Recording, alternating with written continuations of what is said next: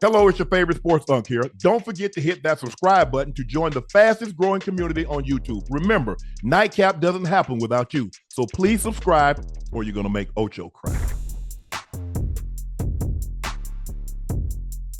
As the Cleveland Brown quarterback competition progresses into mandatory minicamp, Shedeur Sanders has often found himself practicing with the backups while other passers, Flacco, Pickett, and Dylan Gabriel, have received first-team reps. Shedeur said he's unbothered by practice reps instead of looking to take advantage of every opportunity to get.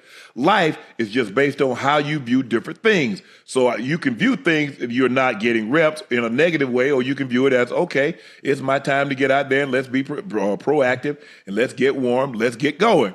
So there's no excuses because when you get out there, nobody cares how many reps you got whenever you got in the game. Nobody cares if you took a snap before. Everybody cares about production. So that's the main thing when you get out there. You got to be able to produce. Ocho. See, I love this response. See, now you got me questioning whether or not he was unprepared when he came to those meetings. I think y'all tried to salt that man up. No, he was because prepared. I've only heard responses like this. All the press conference, yeah, he had. I mean, when he was in college, you know, he was a little facetious at times.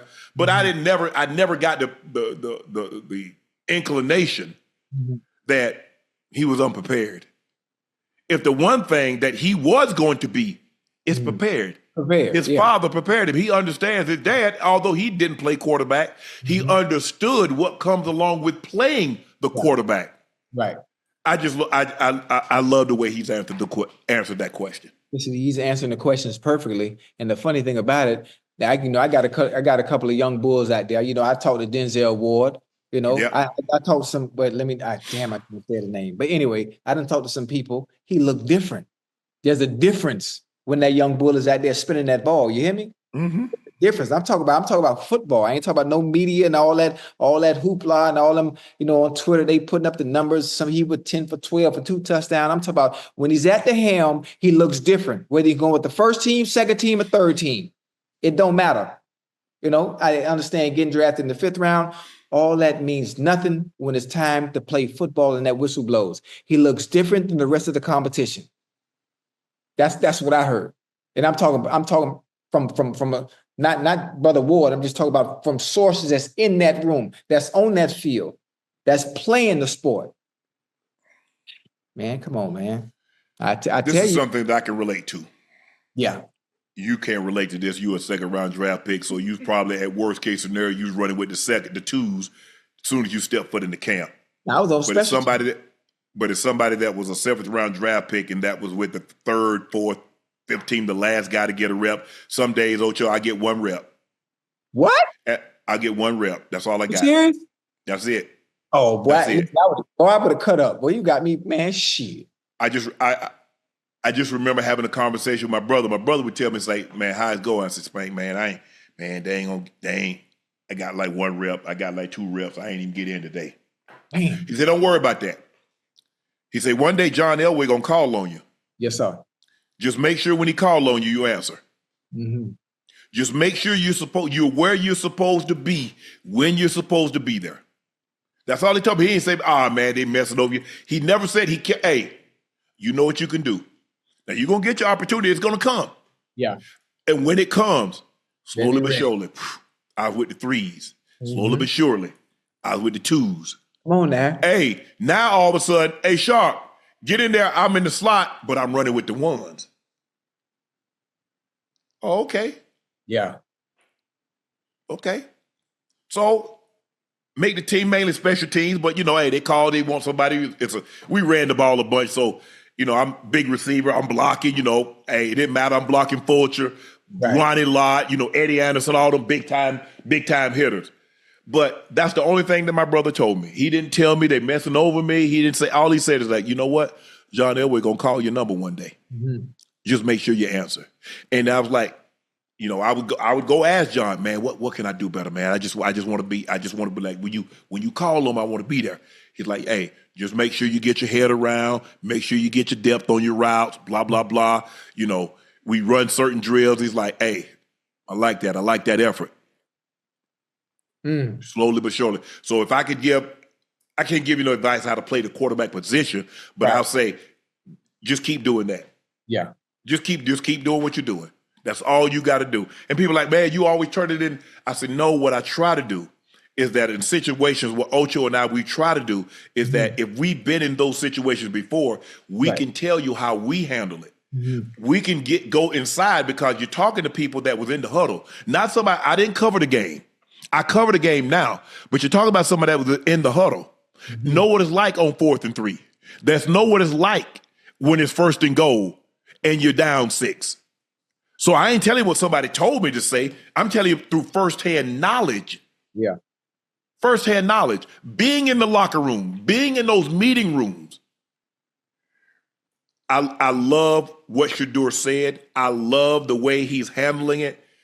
I don't know when that time gonna come, Ocho. Yeah. Because the man say, you don't know when I'm coming. He said, you better make sure you be right when I return.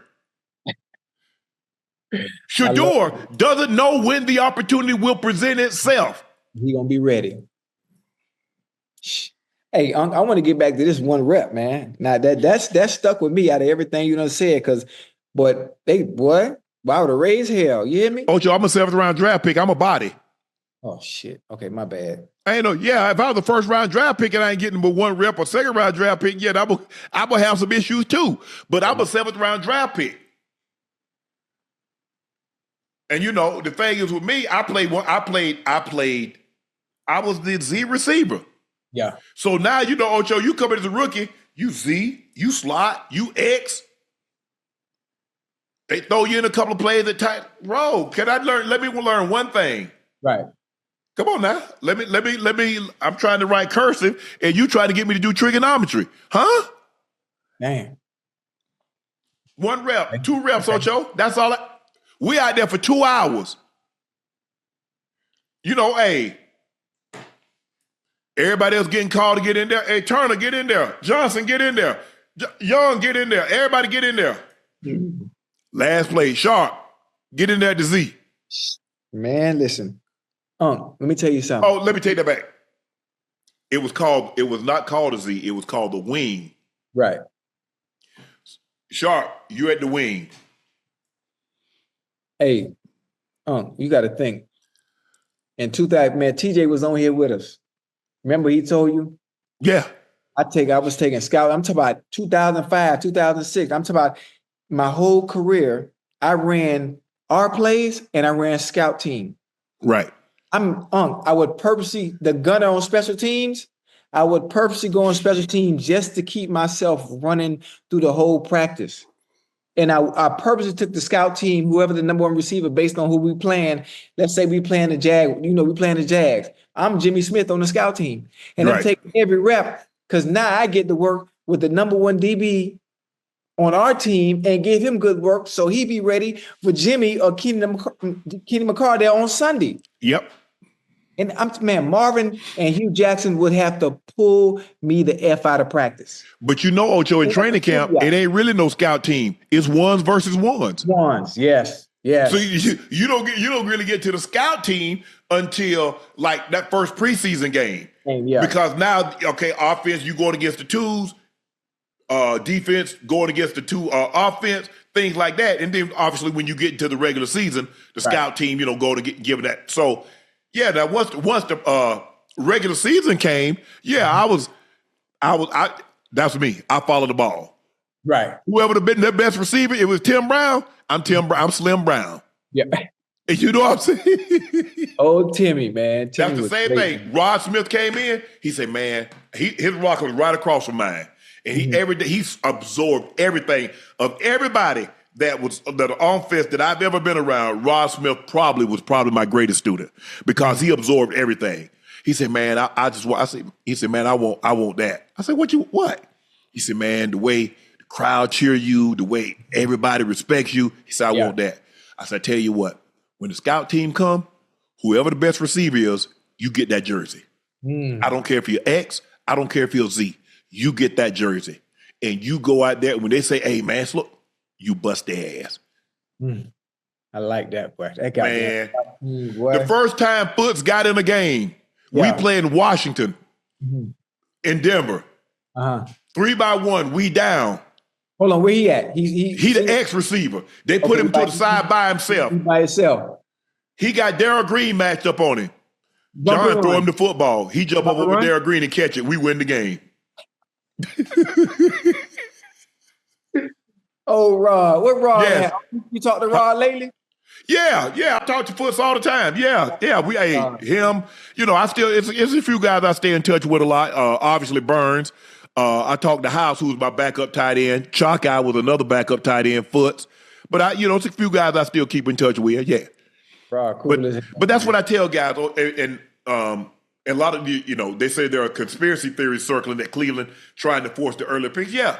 They're going to do everything they possibly can because they don't want to look bad, Ocho. Right. If I draft Gillen Gabriel higher than I drafted Shedeur and Shedeur outplays him, boy, that make me look bad.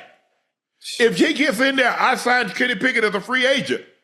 If he gets in there and he performs Kenny Pickett, that makes me look bad. Right. So I'm going to give these guys every opportunity to succeed because I don't want y'all to make me look bad. Because you can say, oh, yeah, we didn't have this grade on him. Don't matter the grade. Because at the end of the day, you got to play. You can give that guy A+, or B, whatever the case may be. But when we get in there, something got to give. Oh, boy, them some good days, boy. Oh, yeah. Oh, them some good days. But I love the way Shedeur answered the question. It's like, look, first team, second team, third team, when they call my name, I'll be ready. Because then don't nobody care. Didn't nobody care that, all the tight ends got hurt and they put in a 7th round draft pick in there from Savannah State. Ain't nobody care nothing about that. At all. All they saw was number 81 Sharp. Man, that's Sterling's brother. I wonder if he's as good as his brother. Hell, if I was, they'd better have they took me in the 7th round and I'm just as good as my brother. Somebody doing some poor ass scouting. But I thought I was, Ocho. You couldn't tell me I wasn't as good as my brother. Oh, yeah. Hey, I listen. broke all his records. I did everything that he did, everything he did. Now, was he more physically, I was more talented. Right. He was a harder worker. Right. So once I got to college, I was like, man,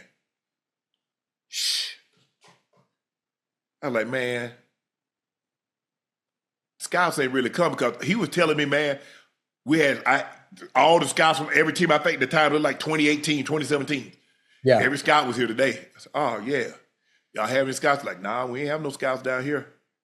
So I know the opportunity. So I got to do something to make the scouts come. Right. That's it. Shedeur, keep doing what you're doing, bro. I love it. I know your dad dealing with some health problems right now, but you've gone through adversity before. When you did Jackson State and your dad had those blood clots, you built for this. Oh, yeah. You are absolutely 1,000% built for this. Head up, prayed up, stay up.